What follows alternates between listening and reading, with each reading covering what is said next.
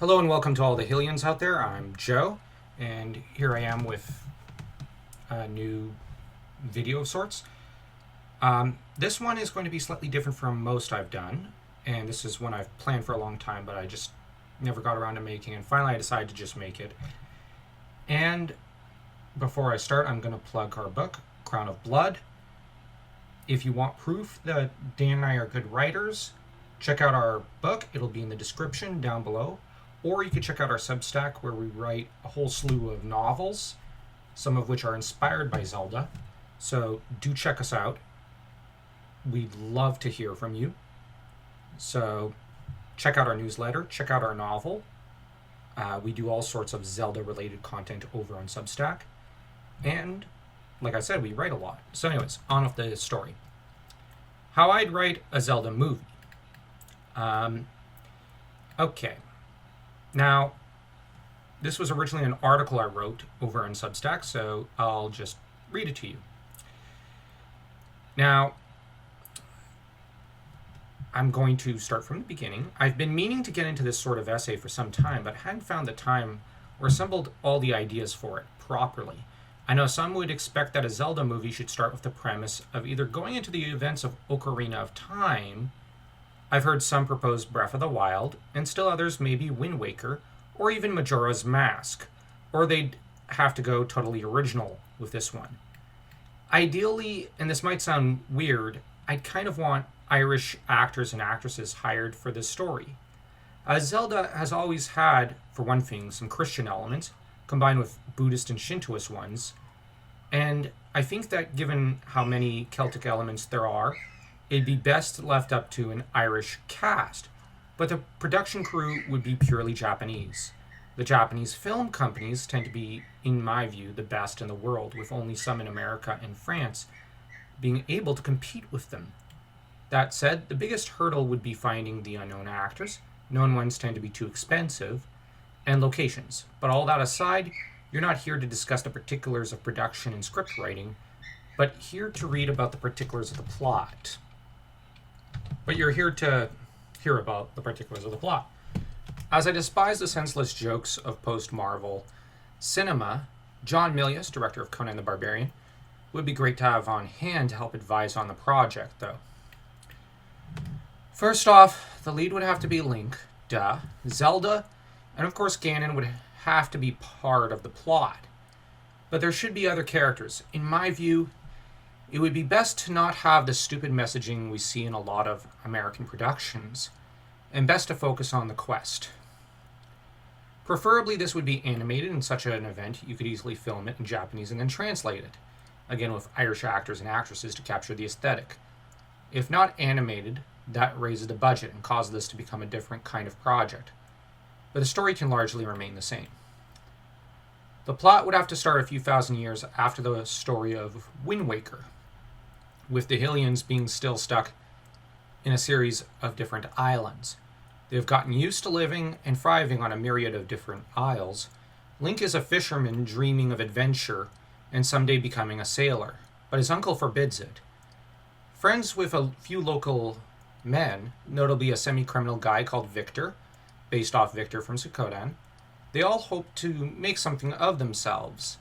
The island, however, is invaded by the Hylian navy, which arrives to warn that Hylia Isle's lord has died, due to a conspiracy that the lord's daughter Zelda has participated in, and that she has escaped, and they need the uncle's help, Link's uncle being a former navy captain. Suspicious of Aghanim, his former friend in Hylian service from 30 years ago, the uncle agrees to go with him on the hunt for the princess, with Link tagging along against his wishes. The uncle soon investigates and discovers that Aghanim seeks to find and sacrifice the princess. But what he's really looking for is her younger brother, the heir to the lordship, whom she smuggled out from the island. Zelda, for her part, is tracked down by the uncle, with the uncle being fatally wounded and Zelda captured along with her handmaidens, only for Aghanim to take them west to the island of Ganon, which belongs to the cult of Ganon, who seeks to revive him. Link finds his uncle and is tasked to rescue the princess. Aided by Victor, he steals a ship and goes after Aghanim, also after having been commissioned, one that he commissions with stolen treasure, stolen from one of Aghanim's ships before it set out. A mixed crew of Gerudo and Hylian pirates, and successfully raids Ganon Island and rescues Zelda. The trouble is that a little of her blood is indeed spilled, so that Ganon is liberated from the statue he was turned into in Wind Waker, resulting in the Demon King returning, if in a slightly weakened form. Now, in order for this to work, we'll also throw a curveball. One of the former members of the Navy, Aghanim's crew, who defected to Link's side at the death of his uncle, and who becomes Link's first mate, Victor being quartermaster, is the first male Gerudo in 100 years, which is a thing in the Legend of Zelda universe. He left the Gerudos not wanting to be a broodmare and wanting adventure on the high seas, and to find his biological Hylian father.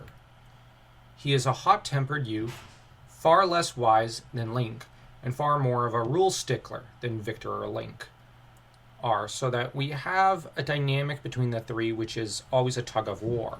This Gerudo youth, let's call him Finn in honor of the lead character from Tangled, is to be a pivotal character who reveres Zelda and dislikes how casually Link and Victor are with her. They set sail to gather the means by which they might attempt to seal back up Ganon, needing to raid 3 islands / lend assistance to 3 islands with temples dungeons on them. They are Goron, Kokiri, and Zora Islands, the last of which is the toughest and requires Link to trade in a treasure his parents left him for a blue tunic to grant him water breathing. Little does he know that Zelda recognizes it and has it brought back seemingly to restore it to him, but also because she realizes there's a bigger game at play here. Wise and knowledgeable, the princess has, however, adjusted but poorly to life aboard the ship.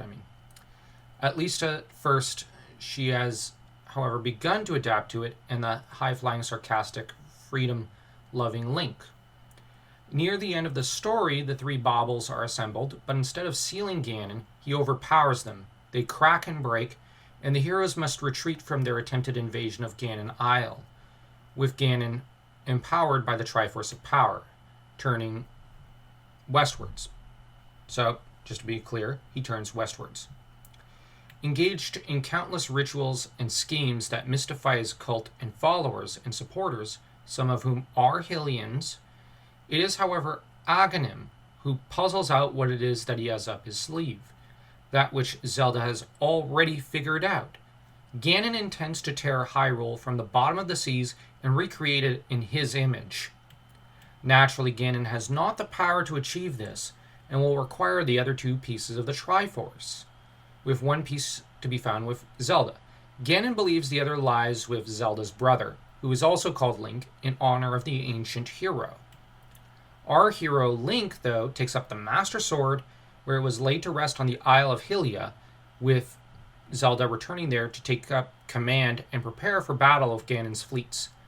By this time, Link, having forged ties with the Gerudo and Hylian pirates of neighboring isles, turns to them for aid, and joined by his friends, is however forced to cut short his recruitment efforts when news reaches him that Zelda has been betrayed by her brother's tutor, who was her own growing up.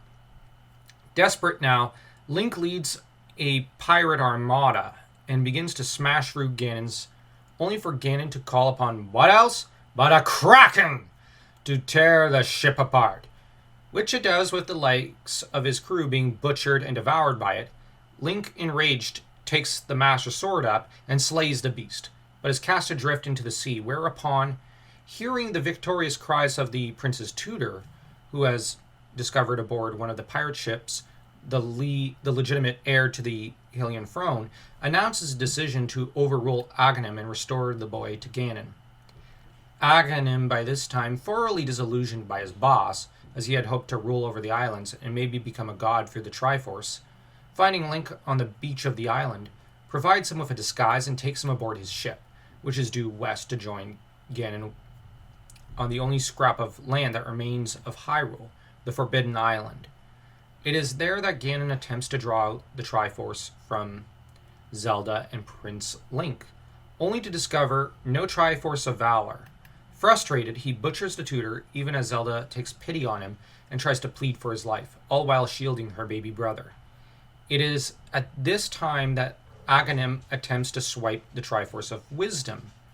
Showing up out of nowhere, he is slain for his efforts, with Link charging in and taking the fight to Ganon, who, realizing this is the reincarnated spirit of the hero, does battle, gets his butt whipped as always, is slain, and has his Triforce sucked out of him. Link, for his part, takes up the 3 parts of the Triforce, and thinking of his people, makes the wish that Hyrule be restored just as it was before it sunk, solving the housing problem, with Hyrule, however, remaining empty until folks come along to populate it. In the end, Link decides to head back east to the sea, unable to bring himself to stay, as he's a free spirit, but he promises to return. Leaving behind his friend Flynn, who by this time has fallen for a number of Gerudos, with Flynn taking up the position of regent until the prince comes of age, he departs with Victor, and his pirate crew, of course. Zelda, for her part, invites Link to stay. He turns it down for the moment. She watches him sail away with Victor, vowing to wait for him. The end words on screen should make it clear that he does indeed return after 10 years of wandering the sea. And upon his return, he would build a lighthouse that would help guide other sailors, and there he'd settle down with Zelda, while her brother ruled justly and wisely. The narrator, if any, should be revealed to be Tia, hinting at a future storyline with her, with Tia here presented as being good. This way one can build up to her being used in a different timeline. This would be my idea for the adult timeline movie/TV series. And yes, there are ideas for another movie/TV series for the other 2 timelines. Now, that being said, for this one, should there be a sequel within this timeline, it would have to include Link's lighthouse, which would be a major location, and which would help guide the sailors lost at sea to the shores of Hyrule. I hope you all enjoyed this video, and do remember to like, share, and subscribe, and also to check out our book, Crown of Blood.